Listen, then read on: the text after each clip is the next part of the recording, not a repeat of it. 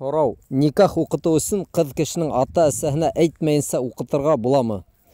Әгәр мин дөрес аңлаһам, бында ата-әсәнән яшерү түгел, вәли мәсьәләһе күтәрелгән. Русса вәли, опекун була инде. Ягъни билдәле ниндидер катындың атаһы вәли, опекун була аламы? Әгәр була алмаһа, артабан нимә эшләргә?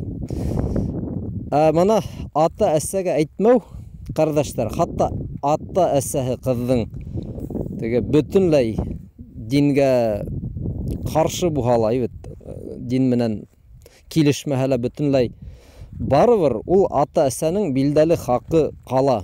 Улар кешеләр. Мана һез мөселман буларак үзегезне күз алдыгызга килтерегез. Һез ниндидер кызны үстерәгез, бер көн ул кыз, мин ата-әсәймә әйтмәгәнә кияүгә сыгайм әле. Был бит бөек мәсьәлә. Һез нисек күз алдына килтерәһегез? Ата-әсәйгә әйтергә кәрәк. Атай вәли булмаһа ла, ягъни теге был сәбәп аркаһында ул опекун түгел икән, уның ризалыгы кәрәкмәй. Сәбәптәр күп була, быны әле әйтеп тормаек.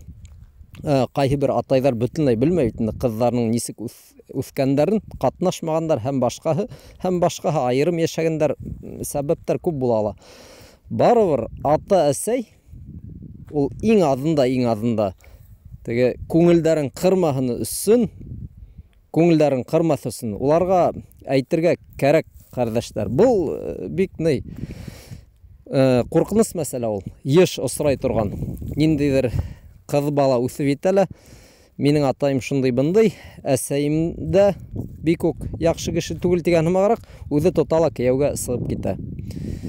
Әгәр һез был дөньяла ниндидер эшләр эшләйегез икән, кардәшләр, егетләрме, кызлармы, белегез, мөселман тиелгән. Ул үзенең теле менән, үзенең эшләре менән беркемгә лә зыян, рәнҗеү, кайгы килтермәй торган кеше. Ана шулай булыгыз. Иң азында минимум ана шул ата-әсә бер көн һезгә әйтәсәк, һезнең катыныгызга, хатта кияүгә сыкканда ла, хатта никах тураһында ла әйтмәнегез дип. Улар рәнҗеп яшәясәк. Мана шуны уйлагыз. Вәли мәсьәләһенә килгәндә, ул озын мәсьәлә. Уны әле без бында һөйләмәйбез инде.